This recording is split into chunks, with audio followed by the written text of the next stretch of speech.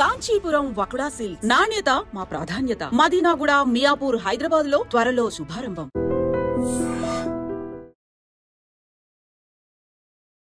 నమస్తే, welcome to I dream. నేను మీ ఝాన్సీ.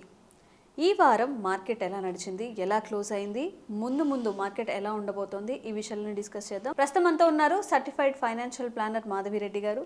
నమస్తే అండి. నమస్తే అండి. ఈరోజు ఎలా నడిచింది మేడం మార్కెట్, ఎక్కడ స్టాప్ అయింది?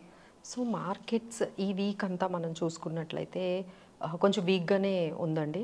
సో లైక్ ఇప్పుడు కరెంట్లీ ఈ రోజు మనం చూసుకున్నట్లయితే నిన్నైతే మార్కెట్స్ హాలిడే ఉన్నాయి. సో ఈ రోజు మనకి మంత్లీ ఎక్స్పైరీ ఉంది సెన్సెక్స్.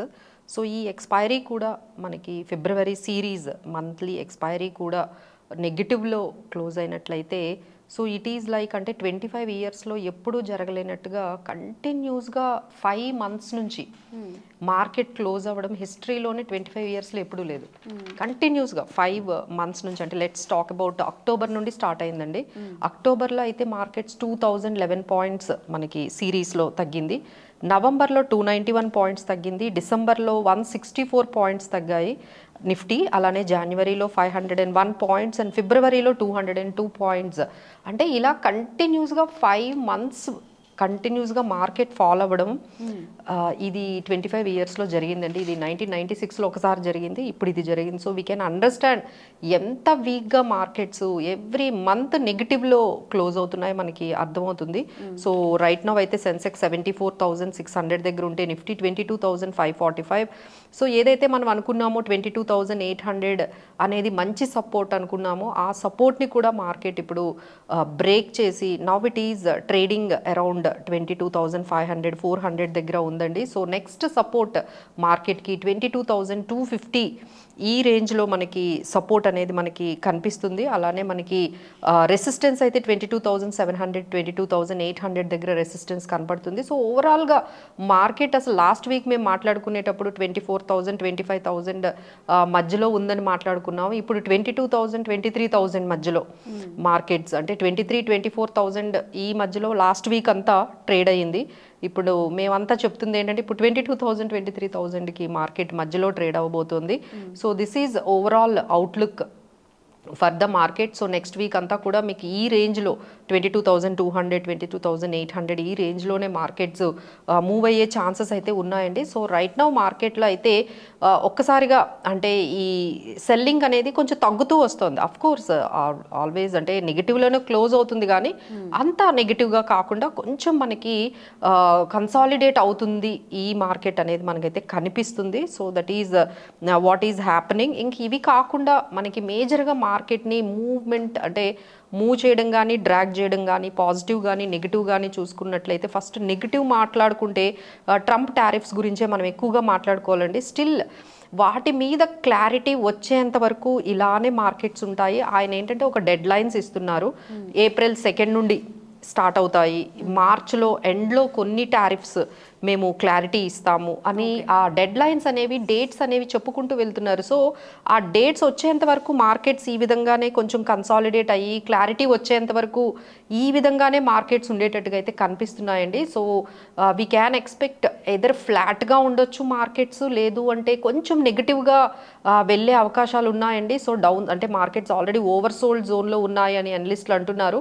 సో 22,000, 23,000 మధ్యలో అయితే మనం కొంచెం ఈ మార్చ్ సిరీస్ కూడా ఎక్స్పెక్ట్ చేయొచ్చు. So Trump tariffs European union మీద 25% వేస్తామంటున్నారు. మేబీ ఇది మనకి ఏప్రిల్లో అయితే అక్కడ నుండి స్టార్ట్ అవుతుందని చెప్పారు. అలానే మన ఇండియన్ టారిఫ్స్ వరకు వస్తే అక్కడ కూడా మనకి కొన్ని ప్రోడక్ట్స్ మీద టారిఫ్స్ అనేవి స్టార్ట్ అవుతాయి అంటున్నారు. సో ఆల్ దోస్ థింగ్స్ మనకి క్లారిటీ కావాలంటే కొంచెం టైం అయితే పడుతుందండి. సో అపార్ట్ ఫ్రమ్ దట్ ఇది కాకుండా మనకి FIS selling is happening very aggressively. So FIS selling ఇప్పటి వరకు మనం చూసుకున్నట్లయితే టోటల్గా 3,10,000 crore 3,10,000 crores అనేవి వాళ్ళు సెల్ చేసి వెళ్ళిపోయారు. మన FIIs అంటే లైక్ ఈక్వలెంట్గా మన DIIs అంటే మన రీటైలర్స్ కానీ మన ఇన్స్టిట్యూషనల్ ఇన్వెస్టర్స్ కానీ కొంచెం మార్కెట్ని సపోర్ట్ చేయబట్టి కొంచెం అన్న మార్కెట్స్ ఈ విధంగా ఉన్నాయండి. So they are continuously they are selling. So మన టోటల్ డిఐఐస్ కూడా కొంచెం బాగానే బై చేస్తూ ఉన్నారండి. అంటే టోటల్గా మనకి రీటైలర్ పార్టిసిపెంట్స్ అంటే ఎస్ఐపిస్ ద్వారా మార్కెట్లోకి చాలా మనీ అనేది వస్తుంది. అంటే 2020లో మనకి 8,500 crores మాత్రమే ఎస్ఐపిస్ చేసేవాళ్ళు. ఇప్పుడు అది 26,400 crore పర్ మంత్ ఎస్ఐపిస్ ద్వారా మార్కెట్లోకి వస్తుంది. So that markets have now ఈ విధంగా అయినా అంటే ఎఫ్ఐఐస్ ఇంత అమ్మినా సరే ఈ మాత్రం హోల్డ్ చేశారు అంటే బికాజ్ ఆఫ్ రీటైలర్ పార్టిసిపేషన్. మీరు మనం అందరము ఇన్వెస్ట్ చేయడము ఎస్ఐపిస్ ద్వారా మార్కెట్లో రావడం వల్ల కొంచెం హోల్డ్ అయితే జరిగిందండి. సో ఫైనల్గా మనము ఈ ఎఫ్ఐఐస్ మీద మన మార్కెట్స్ ఇంకా డిపెండెన్సీ తగ్గిపోయి మన రీటైలర్ పార్టిసిపేషన్ మీదే మార్కెట్స్ అనేవి డిపెండ్ అయ్యాయి. So this is overall markets మనకి ఈ వీక్ అయితే కనిపిస్తుందండి. So Trump tariffs and FIIs selling are influencing the markets. So Madhavi garu, ఇప్పుడున్న కండిషన్స్కి ఏ స్టాక్స్లో అంటే ఏ సెక్టార్స్లో మనం ఇన్వెస్ట్మెంట్ చేస్తే మంచిది అంటారు? సో ఫస్ట్ ఏంటంటే కొన్ని అంటే ఇప్పుడంతా కూడా స్టాక్ స్పెసిఫిక్ అయిపోయిందండి. స్టాక్ స్పెసిఫిక్ సెక్టార్ స్పెసిఫిక్గానే ఉండాలి. ఓవరాల్ మార్కెట్లో ఏమవుతుందంటే కొన్ని సెక్టార్స్ పెరుగుతున్నాయి, కొన్ని సెక్టార్స్ బాగా కరెక్ట్ అవుతున్నాయి, కొన్ని స్టాక్స్ బాగా పెరుగుతున్నాయి. సో ఏంటంటే it has become very like complex for normal investors to enter in to the market.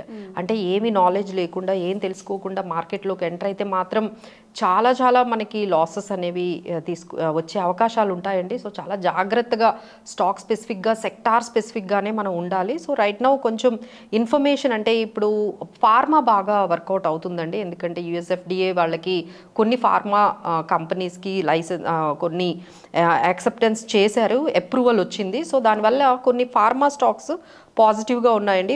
Right from Gland Pharma, doctor Reddy's laboratories, Glenmark, Zydus life science ఇలాంటి ఫార్మా స్టాక్స్ కొంచెం ఇప్పుడు మనకి పాజిటివ్గా ఉన్నాయండి. నెగిటివ్గా ఏంటంటే కొన్ని ఈ కేబుల్స్ అండ్ వైర్స్కి సంబంధించిన ఈ పర్టికులర్ కంపెనీస్ కొన్ని ఈసారి బాగా ఈ వీక్లో తగ్గాయండి. బికాస్ ఆఫ్ అల్ట్రాటెక్ సిమెంట్ వాళ్ళు ఈ పర్టికులర్ కేబుల్స్ అండ్ వైర్స్ అనే బిజినెస్లోకి రాబోతున్నారు. సో ఆ ఇన్ఫర్మేషన్ ఎప్పుడైతే వచ్చిందో ఇది చాలా పెద్ద company. So they are investing a huge. So ఎవరైతే ఈ కంపెనీస్లో ఉన్నారో like KEI industries, Polycab, Havells, RR cable, Finolex cable ఇలాంటి కంపెనీస్ అన్నీ కూడా కొంచెం నెగిటివ్లోకి ఈ ప్రెషర్ ఆఫ్ కాంపిటీషన్లో వాళ్ళ మార్జిన్స్ హట్ అవుతాయని కొంచెం అయితే నెగిటివ్లోకి వెళ్ళాయండి. So like that there are many changes. అంటే ఆర్బీఐ హ్యాస్ ఇంకోటి ఏంటంటే ఎన్బిఎఫ్సిస్ బాగున్నాయండి. ఆర్బీఐ ఏం చేసిందంటే దేర్ ఆర్ ఎన్బిఎఫ్సిస్కి కొంచెం రిస్క్ వెయిటేజ్ తగ్గించింది. సో ఎన్బిఎఫ్సిలోకి సంబంధించిన లైక్ బజాజ్ ఫైనాన్స్ ఇలాంటి కంపెనీస్